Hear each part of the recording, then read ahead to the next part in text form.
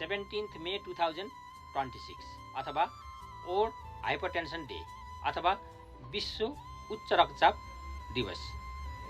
उच्च रक्तचाप सम्बन्धीको नारा कन्ट्रोलिङ हाइपरटेन्सन टुगेदर अथवा उच्च रक्तचाप नियन्त्रण गर्न तपाई हामी सबै मिलेर अघि बढौं।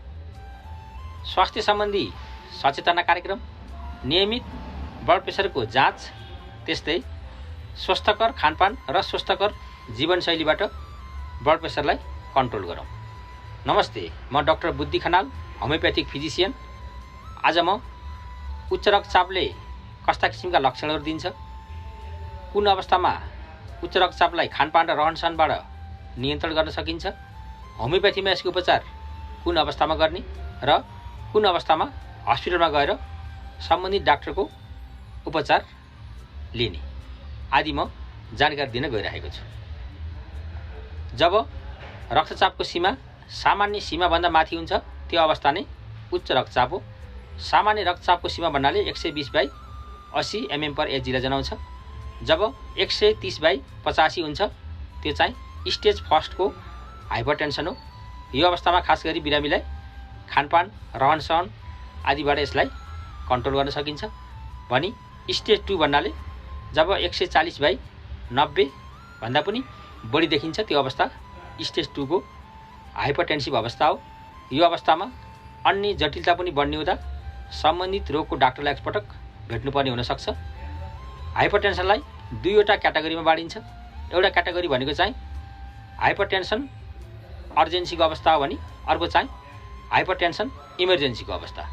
हाइपरटेन्सन अर्जेन्सी भन्नाले जब ब्लड प्रेसर त बढेको हुन्छ तर त्यसले अन्य अङ्गलाई क्षति गर्दैन र खास गरी यसमा लक्षण भनेको बिरामीलाई चाहिँ हल्का टाउको दुख्ने, एन्जाइटी भएर आउने, नाकबाट रगत निस्किने, त्यस्तै सास फेर्न गाह्रो हुने अवस्था हुन्छ भने अर्को चाहिँ हाइपरटेन्सिभ इमर्जेन्सी अवस्था हुन्छ। यो अवस्थामा बिरामीलाई ब्लड प्रेसर बढेको सँगसँगै अन्य जटिलता पनि देखिने गर्छ। खास गरी मृगौलामा असर देखिन सक्छ, मुटुमा असर देखिन सक्छ, मस्तिष्क सम्बन्धी असर देखिन सक्छ, आँखामा चाहिँ गडबड आउन सक्छ। त्यो भएर हाइपरटेन्सनलाई यो चाहिँ साइलेन्ट किलर पनि भन्ने गरिन्छ। यसका लक्षणहरूमा बिरामीलाई चाहिँ असाध्यै टाउको दुखेर आउने, रिङ्गटा लाग्ने, चक्कर लाग्ने, त्यस्तै पिसाब कम हुने, शरीर सुन्निने, त्यस्तै गरी बिरामीलाई चाहिँ स्ट्रोकको लक्षणहरू पनि देखिने हुन्छ। यो अवस्था भनेको बिरामीको मुख बाङ्गो हुने, बोल्न गाह्रो हुने, स्पिचहरू ननिस्किने, त्यस्तै हातखुट्टा चलाउन गाह्रो हुने अवस्था हो।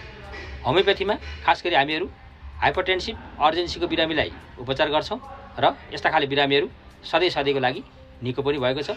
यदि हाइपरटेन्सिभ इमर्जेन्सीको अवस्था छ भने हस्पिटल गएर सम्बन्धी रोगको डाक्टरलाई भेट्नुपर्ने हुन्छ। तपाईलाई पनि यो चाहिँ ब्लड प्रेसर सम्बन्धी, मुटु सम्बन्धी र छाती सम्बन्धी अन्य कुनै जानकारी चाहिएको छ भने दिएको नम्बर र ठेगानामा सम्पर्क गर्नु। धन्यवाद।